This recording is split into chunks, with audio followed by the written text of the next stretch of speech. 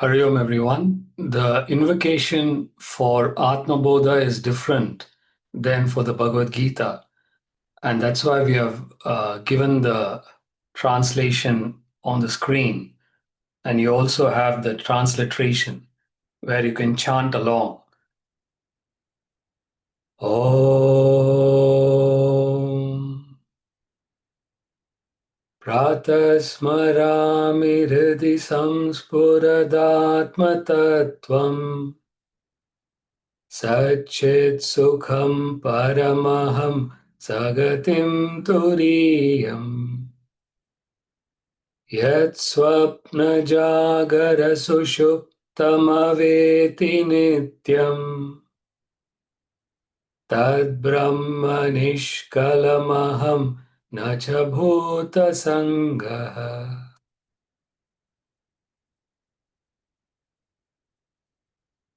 Let's chant the first 5 verses of Atmabodha.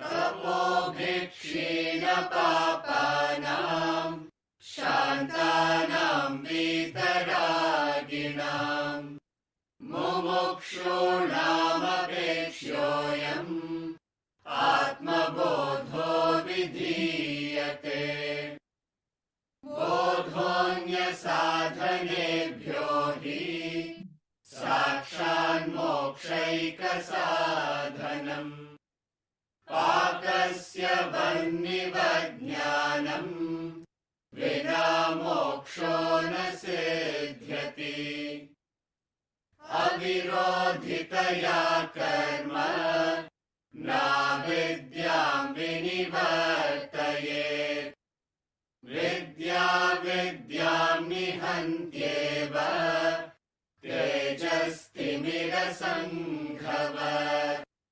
Parichinna iva jnanat Tannashe sati kevalaha Swayam prakashate hyatma Meghapayem shumaniva Ajnana kalusham jivam Jnanabhyasad vinirmalam Kritva jnanam swayam nashyet Jalam katakarenuvat.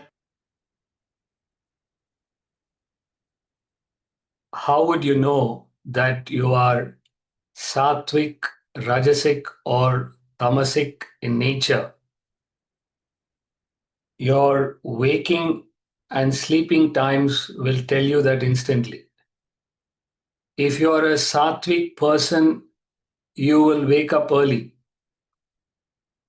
The sattvic quality in you pushes you out of bed early in the morning between 4 and 6 a.m. The sattvic quality will push you out. You will be alert, you'll be awake.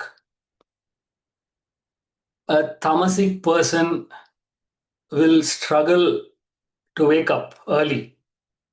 In fact, a tamasic person will not be able to wake up early. The tamasic person will be more alert at night.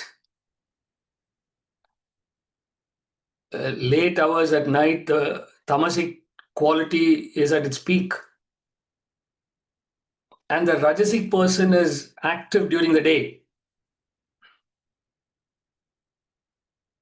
The more sattvic you become, you will automatically gravitate towards early hours in the morning. So when people say, I'm a night person and I'm a morning person, what does it mean? I'm a night person. It means they're saying I'm tamasic.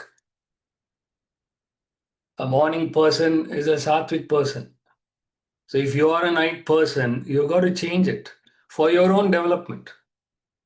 So you've got to get used to waking up early. You've got to change your whole schedule. Spiritual development is to increase your sattva. The more sattvic you are, the more spiritually developed you are. And to increase your sattva, you have to reduce your tamas. The first step is reduce your tamas. Tamas in the sense laziness. Wherever there is inertia, indolence, laziness, you've got to reduce that. You've got to get out of that laziness. Number one. Number two, keep your rajas alive. In other words, be as active as possible throughout the day. And number three, increase your sattva. Reduce your tamas, keep the rajas alive, and increase the sattva.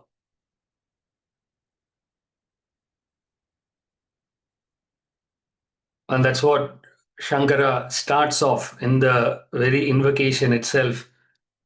He says, Pratasmarami Hridi Samspuradatma Tattva.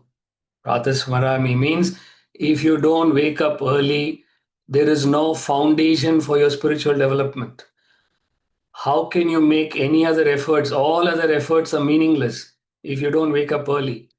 So the foundation is to wake up early. In fact, if there's one effort that any one of y'all want to start with, I would recommend that. Wake up early. Some people say, oh, you know what, I wake up early. After that, I feel groggy. Say, sleep it off. Doesn't matter. Rest of the day, you want to sleep, sleep. But wake up early between 4 and 6 a.m. Realistically, for many of y'all, it'll be 5 o'clock, 5 to 6. Wake up and study. Study the scriptures.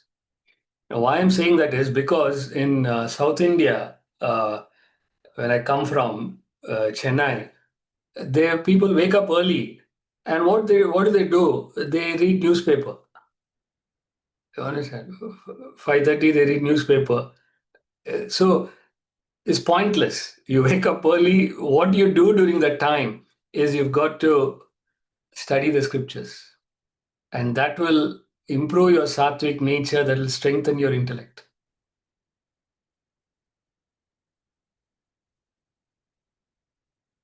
And then there are adjectival clauses that we studied, which describe the Atman. What is that Atman? The initial indicate. In fact, the whole of Atmabodha is going to be describing the Atman, is going to be describing Brahman.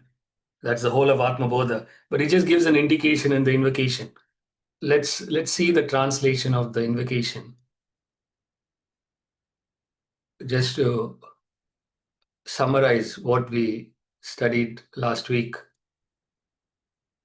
And in case anyone missed it last week, the invocation translation. So early morning, I contemplate upon Atman, the essential self shining in the heart, which is existence, knowledge, bliss. Satchit Sukham.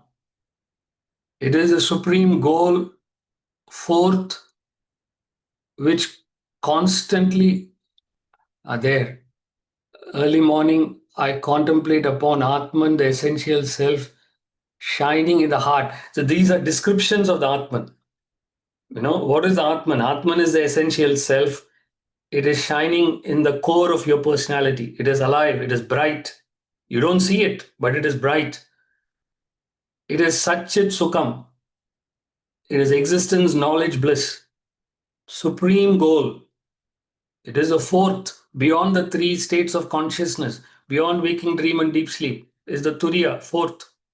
It cognizes the waking, dream, deep sleep states. And then at the end, Shankara says, I am that indivisible Brahman, reality, and not the assemblage of elements. I am that Brahman and not these elements. Is asserting the true nature. The true nature is you are the self, you are that Atman. You're not the body, you're not the mind, you're not the intellect. The body, mind, intellect. What are the body, mind, intellect? They are material equipments. There are two components to your personality. You're made up of matter and spirit. Matter consists of the body, mind, intellect. Spirit is that which enlivens matter. Spirit does not perform any action, but without the spirit, no action is possible. That spirit component is like electricity in a gadget.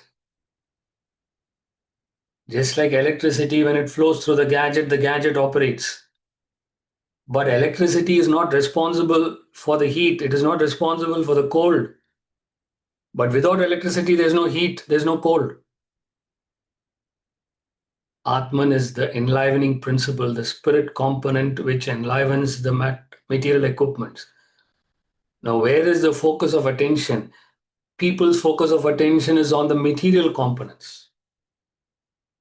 They are focusing on their body, their mind, the intellect all the time.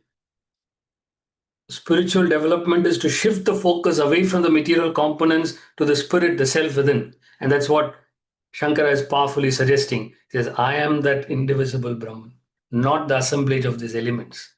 Elements means matter. I'm not the matter. He's negating the matter and he's asserting the true nature.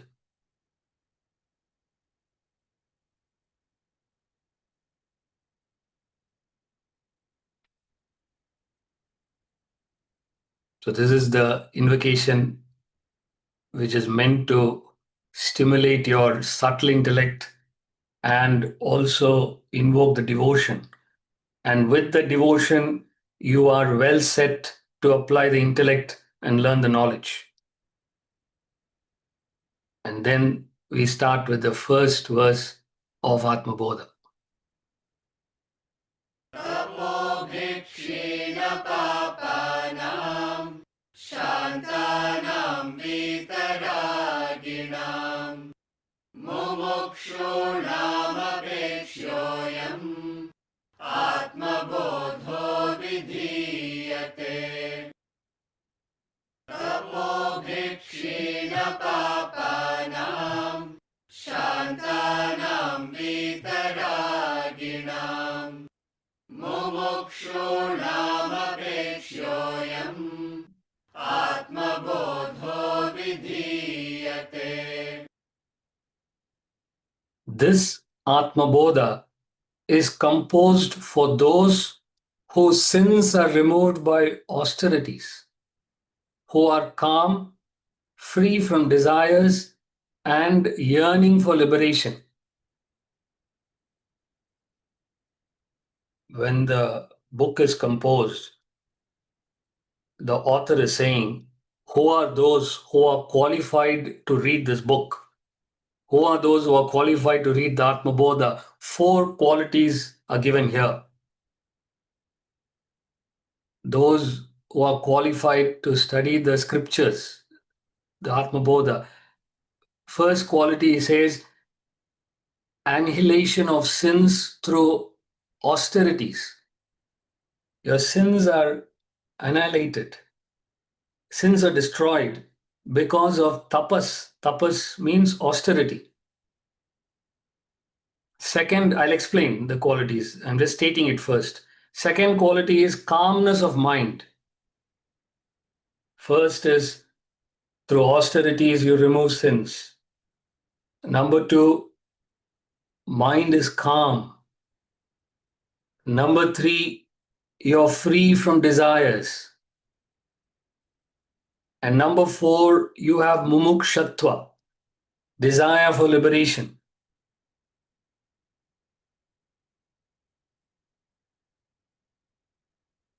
Now, this verse presents a problem for all because the first verse is giving us the qualification who should study Atmabodha.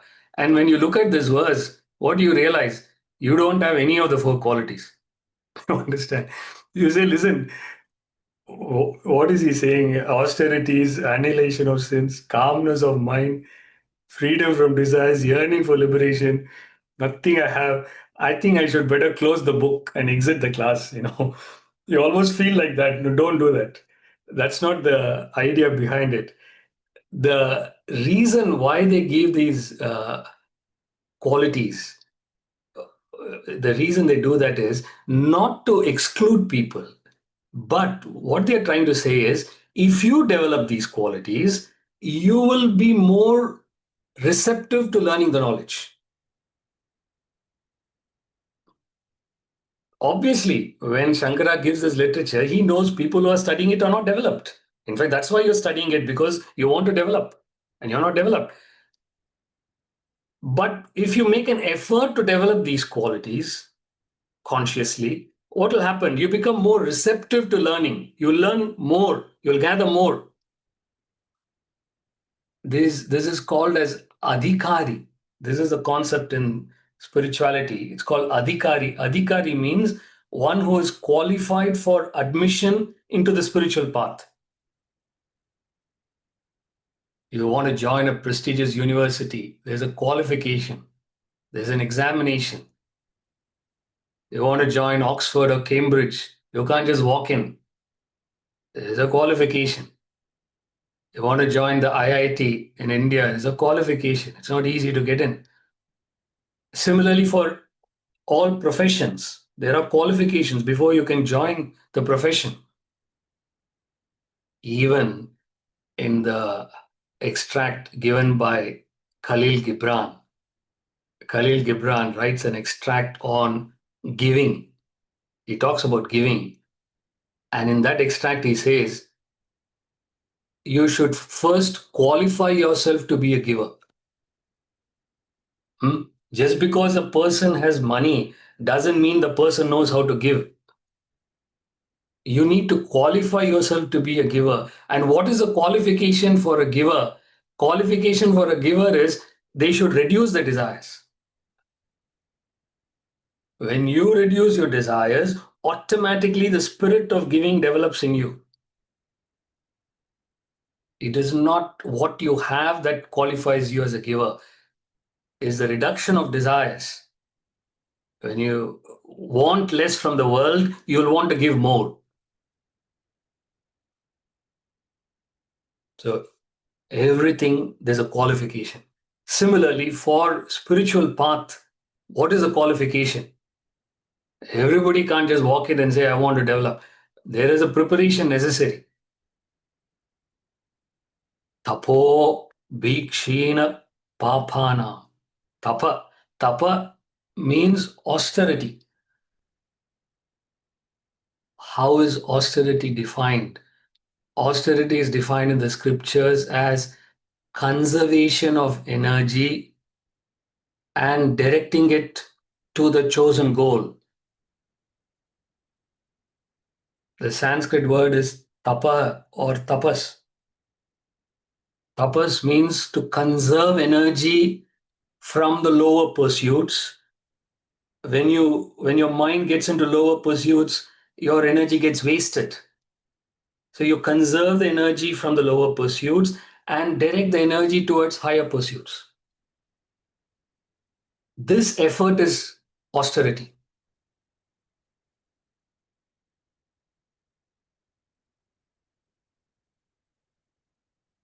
When you practice austerity correctly, there is a contentment that you develop. There is a self-satisfaction that you get if you're doing austerity correctly. Austerity should not be pain and frustration. If you go through pain, if you're frustrated, you're not doing it correctly. You should be contented, self-satisfied. It should be enjoyable. Through the practice of austerities, you reduce sins. Sins in the scriptures means mental agitations. You reduce your mental disturbance.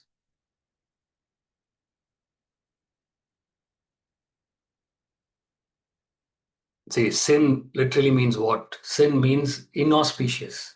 Sin means something evil, something wrong. What is wrong? What is inauspicious is not to be in your original nature. To get away from your original nature is inauspicious. Your original nature is the Atman, the self, which is free from agitation. When you get away from the original nature, your mind gets disturbed and agitated. That is sin. Sin is not in the action, sin is in the reaction. Your sins are annihilated through tapas, through austerity. Number one. Number two, shantanam. Shantanam means calmness. How do you get calmness? Not through meditation, not through breathing exercises. That is only temporary calmness. Real calmness, true calmness comes through introvertedness. When you're introverted, you are calm under all circumstances. See, the test of calmness is how do you handle chaos? How do you handle external disturbances? When everything is disturbing outside, when there's chaos outside, you should be calm. That is true calmness. The CEO is running the company and the team comes and says, sir, there's a loss. This client is not this thing. He's withdrawn from this contract. There's a loss. Okay. As a CEO, okay. Suppose the CEO also get excited. Oh, is there a loss? Oh, I don't know what to do. He also gets excited. Then he's not qualified to be a CEO. Understand? The CEO should be calm. Others can get rattled. You has to be calm. The captain of the ship has to be calm. So calm under all circumstances comes through introversion,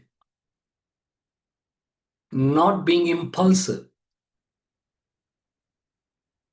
When you're introverted, you're using your intellect, you're composed, you think through things. Opposite of that is mind-led activity where you're impulsive.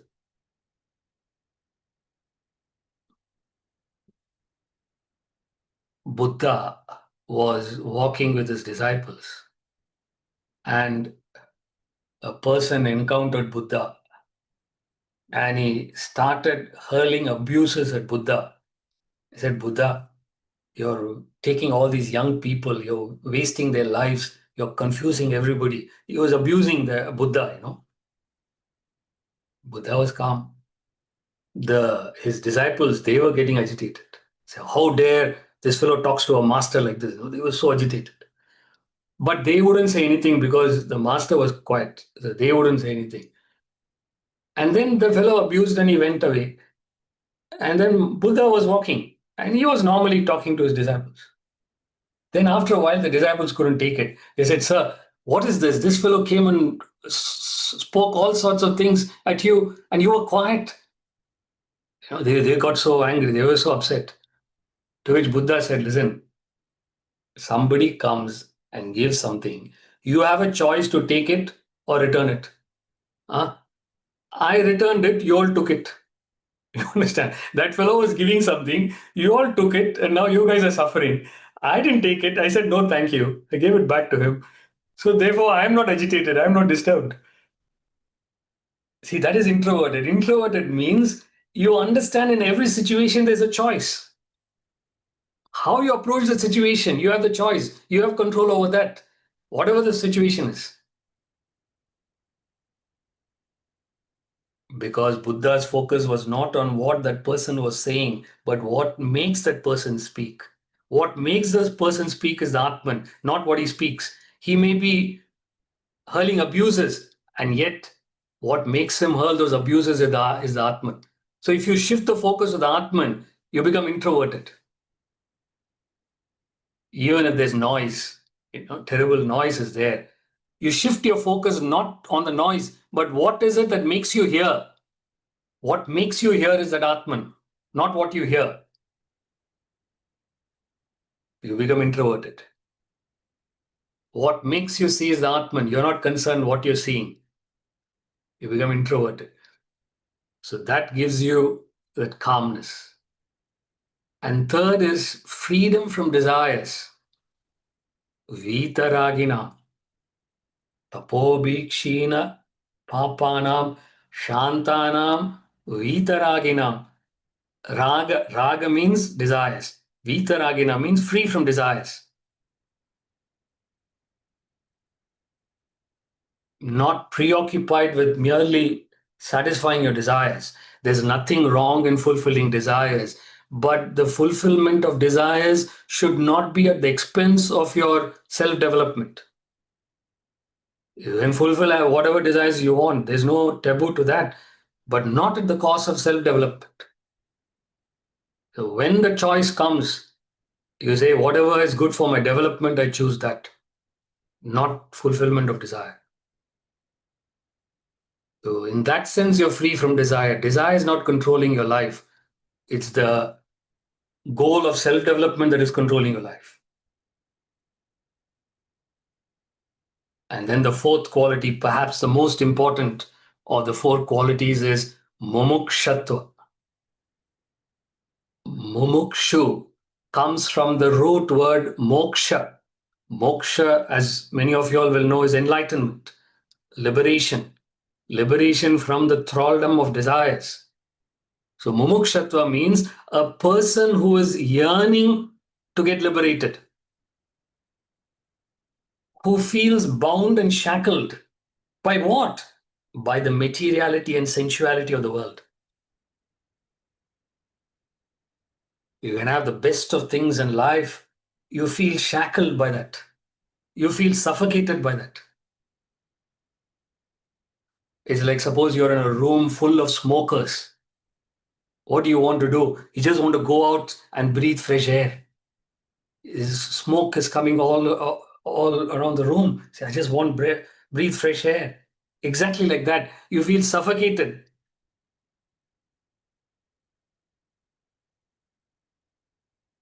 Ramakrishna Paramahamsa gives one of the finest metaphors to explain this. And what Ramakrishna Paramahamsa explains, he says, suppose you were to push a man's head underwater. Suppose you were to push a man's head underwater, what will that person want? Hmm? He'll say, listen, I'll give you anything. I just want to breathe air. I want to come out and breathe air. That pressure that person feels to breathe air, he says that is mumukshatu. The pressure that a person feels when you put a man's head underwater. Similarly, a person says, I want that enlightenment. I want liberation. I want to taste that spiritual freedom.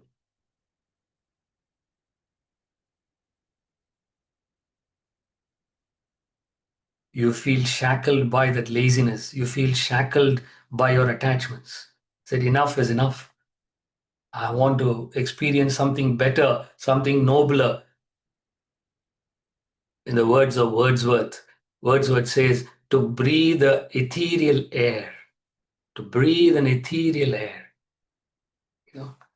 fresh air, something different, something nicer, something more beautiful.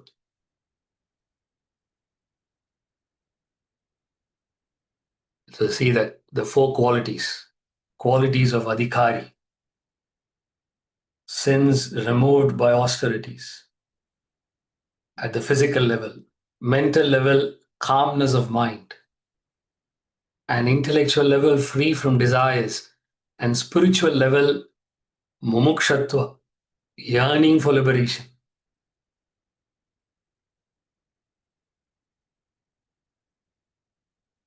And now see the fourth quality. What is mumukshatva? Some of you may not be familiar with that word. Get to know that word, mumukshatva. Yearning for liberation, desire for liberation.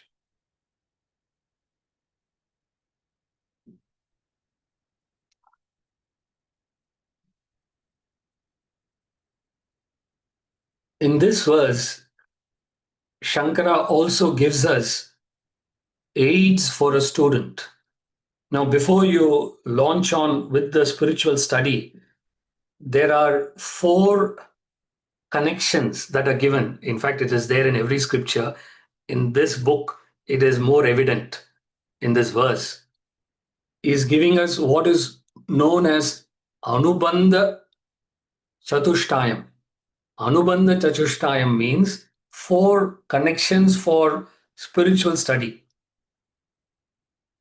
And this verse has all the four connections. And what are the four connections? First is Vishaya, which is the subject matter. The subject matter here is Atmabodha, the knowledge of the self. That's what he starts. He says, this Atmabodha, this scripture, this treatise, which gives you the knowledge of the self, that's the subject matter. Then second is Phala, First is the Vishaya, subject matter. Second is Phala. Phala means a fruit, the result.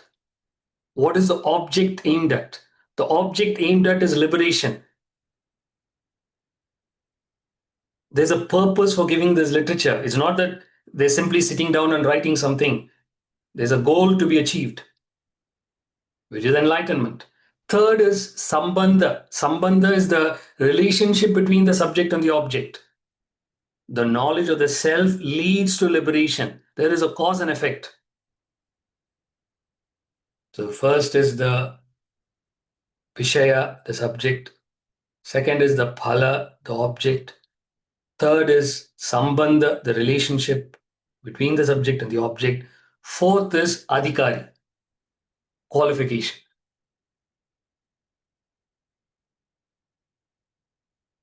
Traditionally, again, 4 qualifications are given in the other scriptures: Viveka, Vairagya, Shat Sampati, and Mumukshatva. Viveka, knowledge; Vairagya, detachment; Shat Sampati are 6 qualities. Qualities like tranquility, faith, calmness, self-control, self-withdrawal, endurance. 6 qualities, Shat Sampati. And the last is Mumukshatva.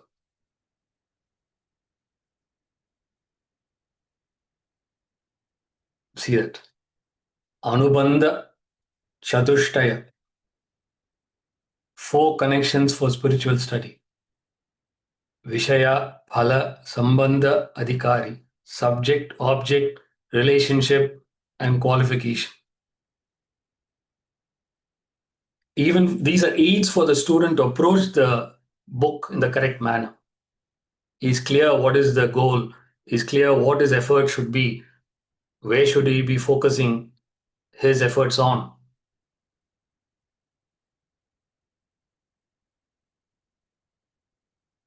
So before you launch on the study, you decide for yourself, do I want to invest my time and effort in this? You decide for yourself and then get into it. And then give your full efforts once you decide.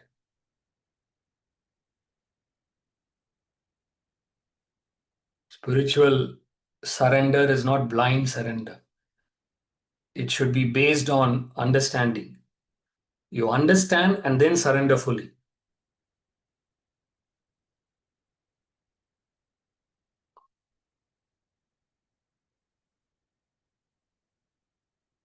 Next verse.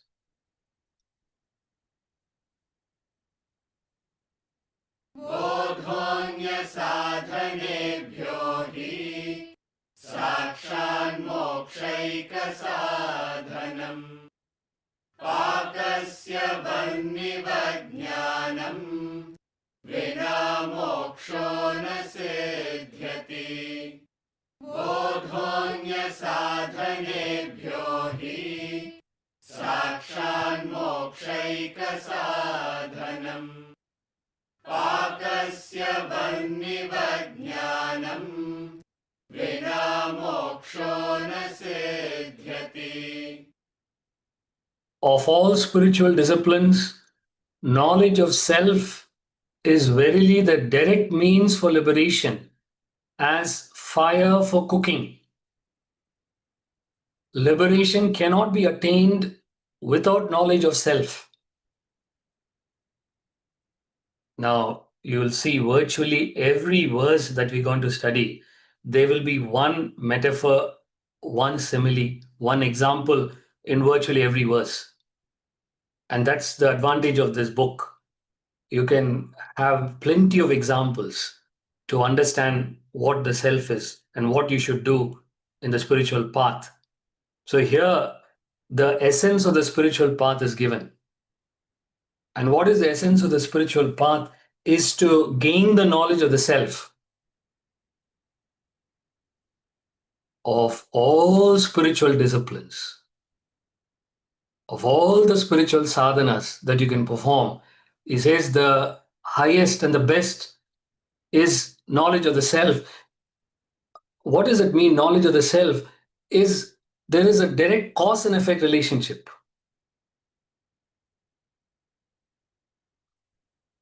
people perform spiritual activities at random.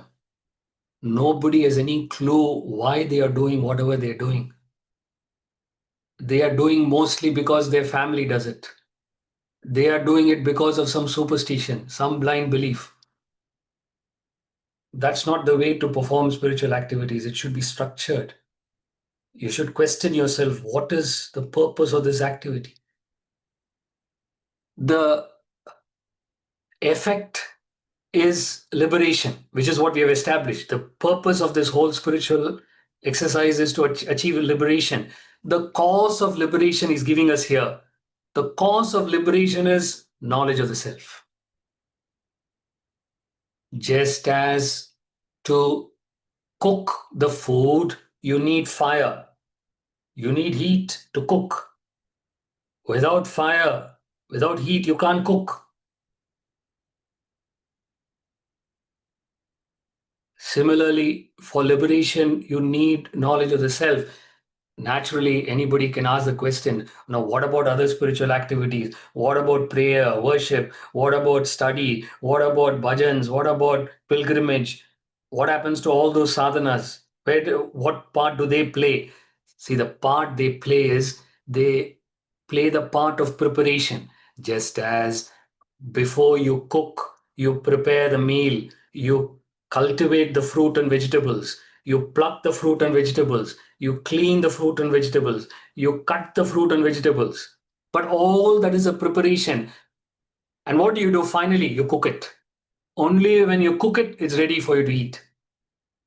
Similarly, all other spiritual exercises are preparation. Whether a person goes on a pilgrimage, whether the person does rituals, whether the person does charitable work, whether the person studies, all that is a preparation. And what is the end? The end is knowledge of the self. In other words, what he's telling us is when you're doing your spiritual activities, you should do it with this intention as a means to an end, not as an end in itself. Just because you've done a spiritual activities, you're satisfied. I've done it. No, that is only a means to an end. The end is to gain the knowledge. Do I have a better understanding? Have I uncovered the self within?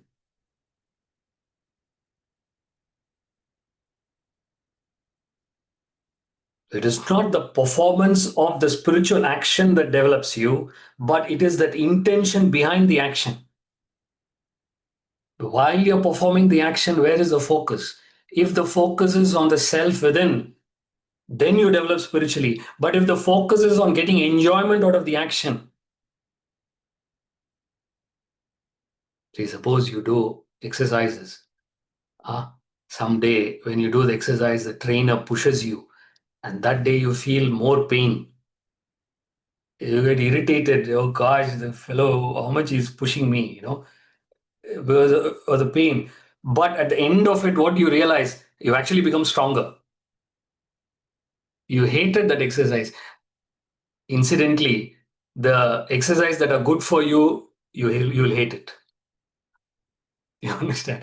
Because the areas where you're weak, where you got to strengthen, when you exercise in those areas, you'll pain more. You'll get more pain. But that's the right exercises for you. The exercises you hate are the right exercises for you. Similarly, when you're performing spiritual activities, the activities which you will dislike are the right activities for you. But the problem is you gravitate towards activities which you like. Oh, I love to do this.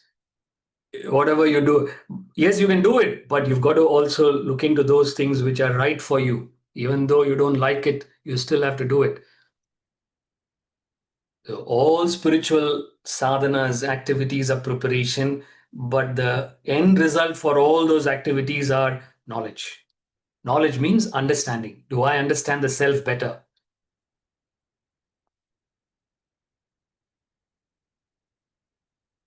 Of all spiritual disciplines, knowledge of self, Atmabodha, is verily the direct means for liberation as fire for cooking. All others are indirect means. Liberation cannot be attained without knowledge of self.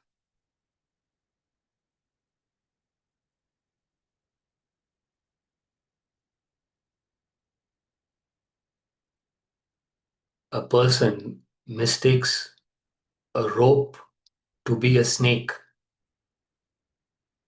There's a rope lying on the ground in the darkness of the evening. He's not able to see it clearly. He mistakes it for a snake. And there is a fear, oh my God, there's a snake, and he's running away from it. What is the solution to get rid of the fear of the snake? What is the solution? Is to gain the knowledge of the rope. Once he sees the rope as a rope, he understands what he's seeing is not the snake, but the rope. The knowledge of the rope liberates him from the fear of the snake. Unless he gets the knowledge of the rope, he will not be liberated from the fear of the snake. That's all Shankara is saying here. Liberation cannot be attained without knowledge of the self. Unless you gain the knowledge of the waker, you cannot get liberated from the dream. You're caught up in the dream. How do you get liberated from all the problems in the dream?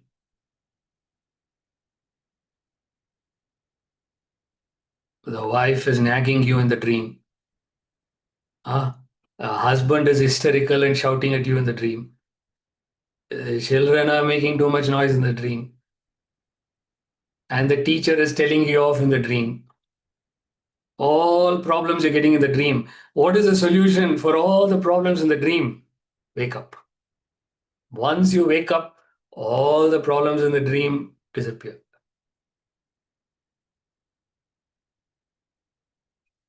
So it is a subjective experience. So knowledge of the self is not an objective knowledge, is not studying the book, which he calls as knowledge of the self. Knowledge of the self here means the subjective understanding, that internal understanding that you get, which you can get through all the three yogas. So when you do karma yoga, you can get the knowledge of the self. When you do bhakti yoga, you can get the knowledge of the self. Through jnana yoga, through the study of the scriptures, you can get the knowledge of the self. So knowledge of the self doesn't mean only study and reflection. No, it means any spiritual activity ultimately will give you the knowledge, will give you the understanding.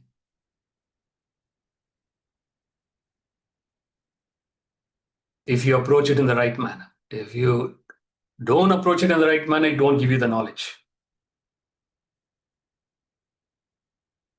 So liberation cannot be attained without this jnana. Jnana means the knowledge of the self, the internal understanding, the internal uncovering of the self.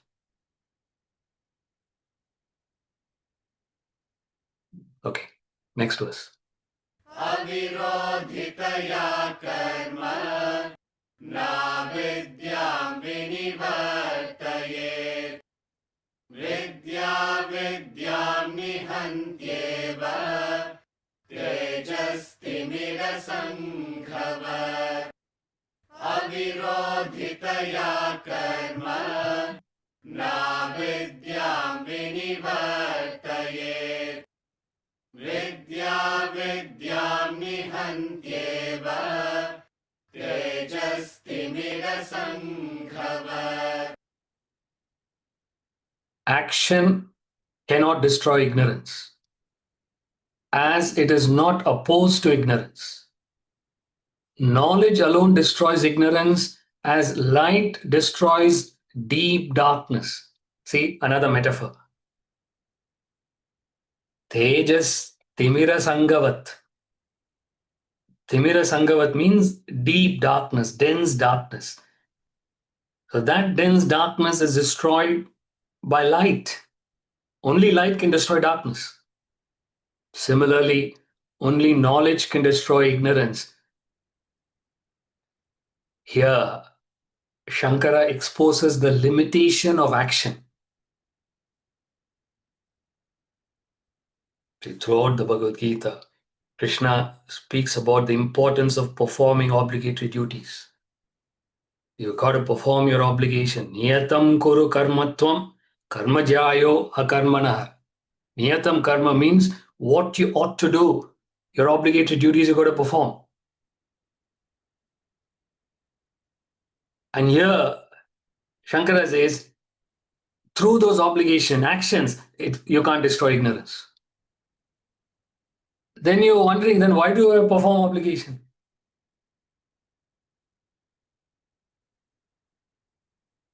So the limitation of action is given here.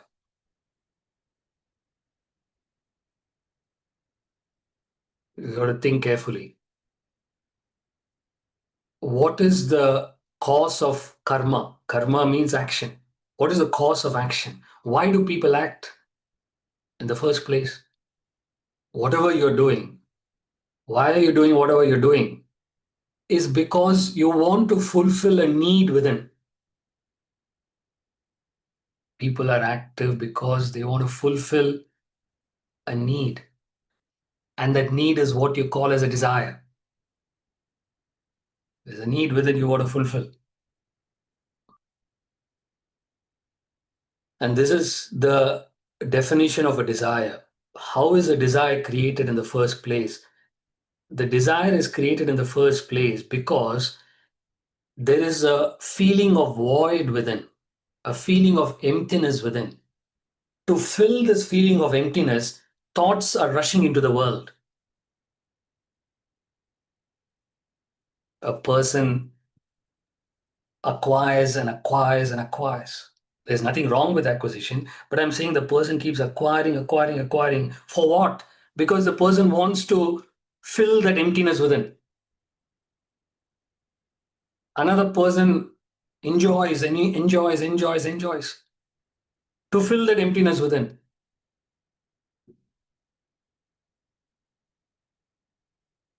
This is the creation of a desire. Thoughts, what is the desire? Desire is thoughts generated in the mind to fill a void within. You want to fill that emptiness within. These thought currents are called desires.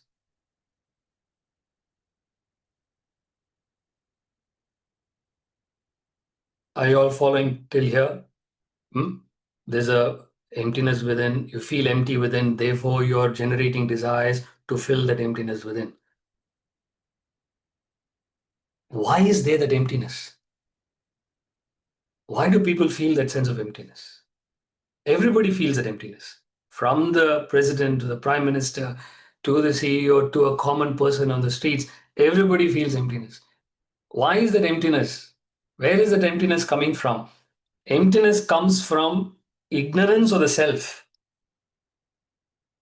Your self within, your Atman within is the abode of bliss. That is your true nature.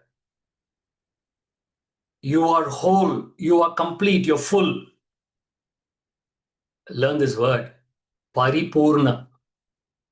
Paripurna means whole, complete, full. Paripurna. Paripurna. It's one word. Purna means full. Purna itself means full. Paripurna means totally full, completely full, fully full.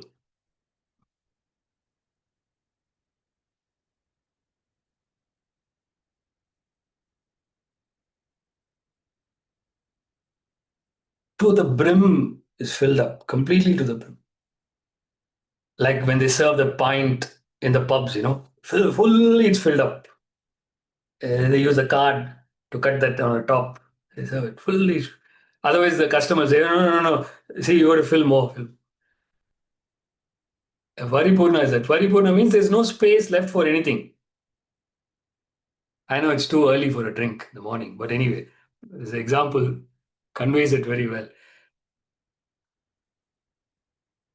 So see that. Thoughts generated in the mind to fill a void within. And how did that void come about? It's created by ignorance of the self. The ignorance of the self creates a void. To fill that void, you're generating thought currents, and these thought currents are called desires.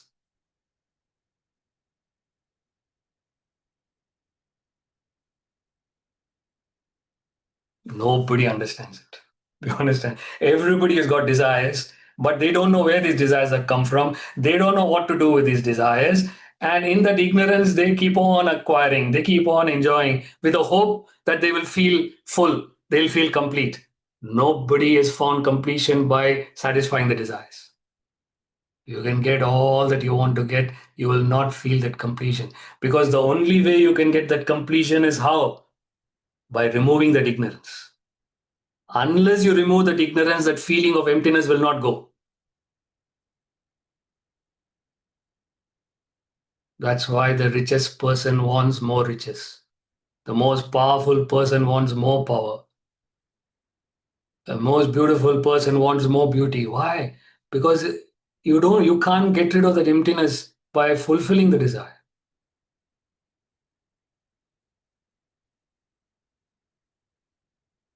Action cannot destroy ignorance. The antidote for ignorance is knowledge. Just as the antidote for heat is cool breeze. Suppose you want to get rid of heat and I give you knowledge. Knowledge can't get rid of heat. You understand? In fact, you'll get more irritated, more heat will develop. Antidote for heat is cool breeze. Antidote for hunger is food. Antidote for darkness is light. What is fascinating is it is not proportional. In other words, you could be ignorant for years, you could be ignorant for lifetimes, but you can get rid of that ignorance with just a spark of knowledge. So it doesn't mean just because you were ignorant for 30 years, 40 years, you'll have to learn knowledge for another 30 years, 40 years. It's not proportional. It's like an explorer walks into a cave. The explorer goes into an unexplored part of the world. It's a dark cave. Nobody's been there before. And he goes into this unexplored cave. For centuries, it's not been explored. And what does the explorer do? He strikes a match to see the light, strikes a match. As soon as he strikes the match, what happens? Instantly it is lit. So the darkness which was there for centuries, all it needs is a strike of match to remove the darkness. Similarly, all you need to get rid of your ignorance is a little bit of knowledge, just to strike a match.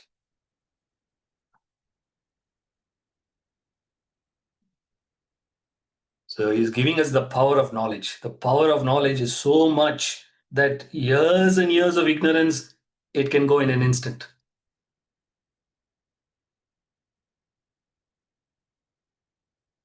Whole night you've been asleep. And you just wake up morning once, all that sleep is gone straight. Hours and hours of sleep is gone in an instant when you wake up.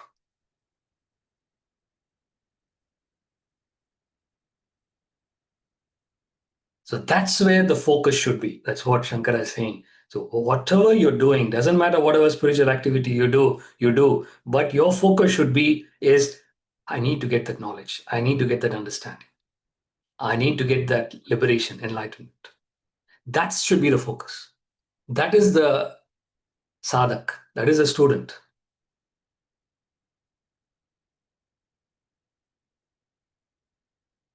In the 6th chapter of the Gita, it says, a yogi is superior to a karmi, to a tapasvi, to a jnani. Don't worry about the words. I'm just quoting that verse. I'll explain to you. He says yogi in the Bhagavad Gita in chapter 6, says yogi is superior to karmi, tapasvi, jnani. What he means by karmi, tapasvi, jnani means karmi means one who performs karma yoga. Tapasvi is one who performs bhakti yoga. Jnani is one who performs jnana yoga. Which are the three highest yogas that you can perform? Karma, bhakti, jnana. But he says a yogi is superior to all of them. And you wonder, what am I supposed to do? I can't do anything more than karma yoga, bhakti yoga, jnana yoga, which is a fact. You can't do better than that. So then what does he mean by yogi, superior? What he means is The yogi also does these three yogas, but his focus is not on just on performance of the yoga, but to get enlightenment. So that's why he's superior. Whereas the other three, they are involved and attached to the yogas. So a superior spiritual seeker is one who remembers the goal for which he is doing it. A superior worshipper who goes to a temple is one who remembers the purpose for going to the temple is to get that enlightenment. You go to the temple and you admire the idol, you admire the way the priest is doing the ritual. You're just a tourist, that's all. You admire the architecture, you admire so beautiful it was, so lovely the feeling was, the temple. But is that the purpose of going to the temple? Then it is not a spiritual activity, it is just a communal activity. Today, places of worship have become communal places. It's not spiritual places. It's just for people to congregate. But if you want to convert it into a spiritual activity, spiritual place, then you've got to remember the purpose of it all. What purpose is this?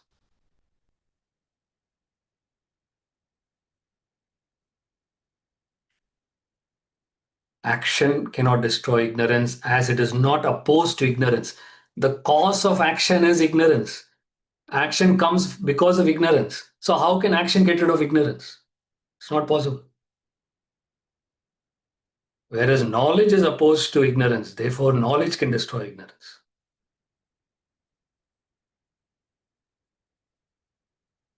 Remember this example.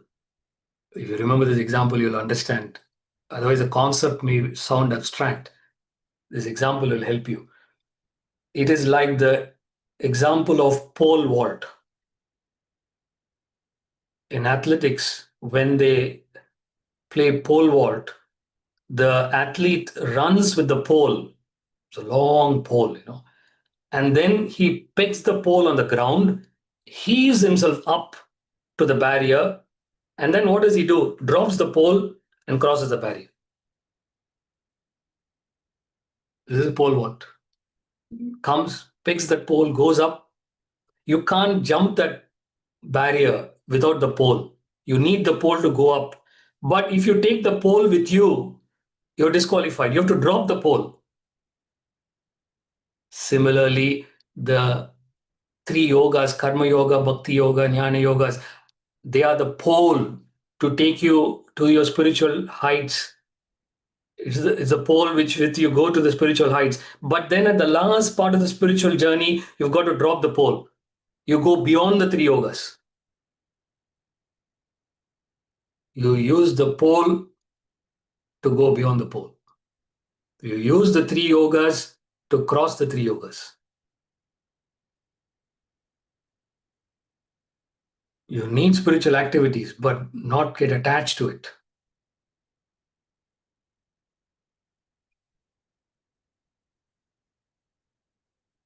Like this, every verse is packed with a concept and an example. A concept and example. You'll see that in every verse. And this makes it easier to understand the basics. And once you understand the basics, then you can study the Bhagavad Gita and the Upanishads. It'll be easier to study it. Without these basics, it's difficult to study a larger scripture like the Gita or the Upanishads. They're more subtler.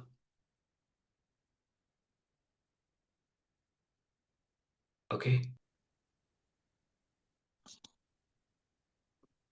Hari Om Bhaskarji, can you hear me? Yes. Yes, I can hear you. I wrote the question down just to get it right. So the action we take for spiritual liberation, is it then a selfish action? And two, are we thinking of the result? No, it's not a selfish action. Why? How is it a selfish action? Spiritual development is reduction of desires, reduction of ego. How can it be selfish?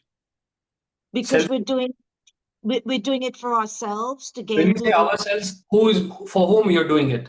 For your body? No, for our knowledge, for ourself. What is that self? The Atman. Atman doesn't have desires.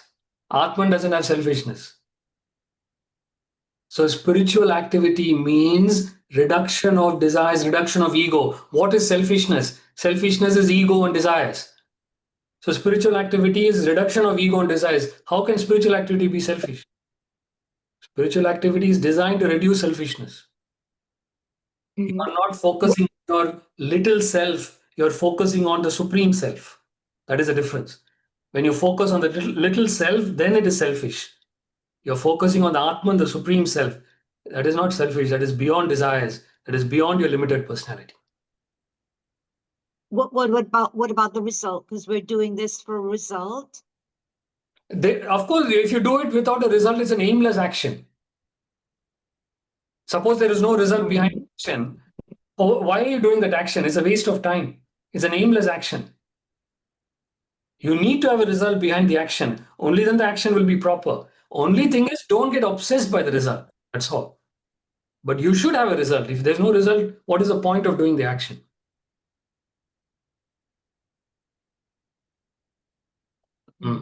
Think about it. Just referring to some the Gita classes No, where Gita class, we take it perform action without thinking. No. Akshak, those questions, bring it in those classes. Don't bring here this class, this question, keep to what we're analyzing in this class. Okay. Okay, Bhaskarji, thank you. Okay. Prashant. Hariom Bhaskarji. Bhaskarji, you took an example where somebody hurled abuse or tempting words on Buddha, and Buddha did not react to that. That was one instance. But if same thing happened repeatedly, every day somebody come in front of Buddha and keep hurling something or other, so what do you suggest from the scriptures point of view? Atmabodha or from Bhagavad Gita, what is the right thing to do in that situation? See, these examples are given to explain one concept, one point. You should not take the examples beyond that. The suggestion is not to be like Buddha and not react. That's not the suggestion. Suggestion is whatever I explained in that example is when a person gives, you have a choice whether to take it or not to take it. If you take it, you will be agitated. That's all in that example we're explaining. Now, how you react in a situation like that, that's very different. Now, the way you have to react depends upon whom you're confronting, what is the nature of that thing, is it worth getting into that confrontation? All that you've got to examine it. As much as possible, avoid confrontation. The general principle is as much as possible, avoid confrontation. But when you're forced to, you'll have to confront, you confront it. Shakespeare gives us that advice. He says, beware of entrance to a quarrel. Beware of entrance to a quarrel, but being in it, bear it that the opposed may beware of thee. You understand? Don't get into a quarrel, avoid a quarrel. But if you're drawn into the quarrel, you show the other person how strong you are. They should get scared of you. So you have the capacity, but you don't use the capacity unless you really need to. So if you need to retaliate, you can retaliate. There is no harm. That's why all the gods in Hinduism, they carry weapons. So whenever they're ready to retaliate, but it's the last instance. It's not the first instance. First thing is you allow it to go. But when your back is against the wall and you need to act, you need to act. You will act and you're ready to act. You're not scared. Right, Bhaskarji. Thank you. Okay. Bhaskarji, I've got 2 questions on the chat. Oh, okay. Sorry, I haven't seen the chat. Yes, tell me. One is Pramod. Ah. Bhaskarji, you said sin is not an action, but a reaction. Could you please explain this further? Isn't the sin originating from the intention? From the intention, correct. That's what is meant by reaction. Reaction means the intention, not the action. The same action could be sinful for one and not sinful for the other person. It depends upon the reaction within them. In other words, one person eats meat, has no reaction. He's fine with it. Another person, even the thought of eating meat, he gets disturbed, agitated. It is sinful. So what is the reaction within is what makes that action sinful for you. It may not be sinful for the other person. For you, it is sinful. And you need to avoid that. Whatever is sinful for you, you avoid that. So don't worry about others. Don't compare yourself with others. You just see it yourself and work on that. Next one. From Kajal Sharma. Bhaskarji, through the knowledge, we remove ignorance. But what that is knowledge and how to experience self? Can we experience self? Kajal, this is what the entire Atmabodha is talking about. So I would suggest you just stay with these verses a little longer. We've just started it. And as you go, the whole knowledge is going to be explained. What is the self? And different qualities of the self are going to be given. So a little bit more patience. 68 verses. Until 68 verses, you will get a much better understanding. Chitra. Hari Om, Masterji. Hari Om. My question is this an extension of Atmabodha? It's not an extension of Atmabodha, but it is a different book, a different scripture, but it serves the same purpose as Atmabodha. I've already undergone this course of Atmabodha, so if I read that, this is adequate, or should both be read in conjunction with each other? These are called introductory scriptures. What is not prakarana grantha, Tattvabodha and Atmabodha. Atmabodha is a little bit more detailed than the Tattvabodha. In Atmabodha, the focus is on the self, Atman, to make you understand that better. Tattvabodha is only concepts. And it's not only the book, it is the way it is explained. It matters. And one more question. The entire course, how long will you proceed this whole 68 shlokas verses? The 68, it depends on you all. It depends. More questions you ask like this, it'll take longer time. Now, time frame, 3 months, 6 months? It can take anywhere, no, definitely about 3 months. Okay. Just want to know time frame, what I'm committing to. The way I'm approaching it, I don't fix a timeline and I don't work towards that because I want to go by the receptivity of the group. If the group is more receptive, I explain more. So that's why I'm telling you, you're the ones who are driving this class. Which is a fact. The moment I see you're all bored, I'll go faster. When I see there's a boredom setting in the class. But if you're all more receptive, I'll explain more. I'll bring out more concepts. That's how I run my classes. So it's not timed like that. Thank you. And that flexibility gives us the chance to reflect and explore concepts. We are not tied down by time. Whereas in a 4-day lecture series, there's a time limit. I've got to finish in 4 days. Here, there's no time limit. It gives us it's liberal education. We can explore it more freely. You'll learn better this way. Glad to hear that. Yes. Okay. Vipin.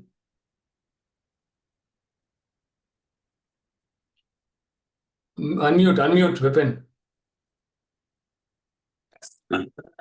Can you hear me now? Yeah.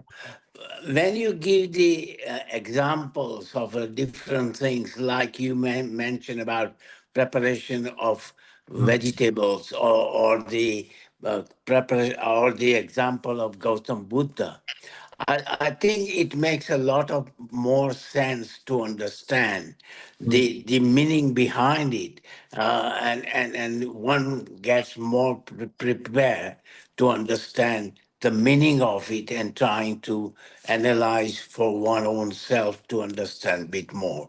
So giving example makes it a lot more sense, and I appreciate that very much. Thank you. Hari Om, Bhaskarji. Okay, Vipin. Thank you for the feedback. Definitely. Otherwise, it's abstract. The concepts on its own is quite abstract. It's difficult to assimilate. With the examples, it becomes easier to understand the concept. Yeah. Yeah, you are absolutely right. Thank you. Welcome. Thank you. Okay, everyone. All right. On that note, let's conclude and see you all next week. Thank you, Bhaskarji. Thank you, Bhaskarji.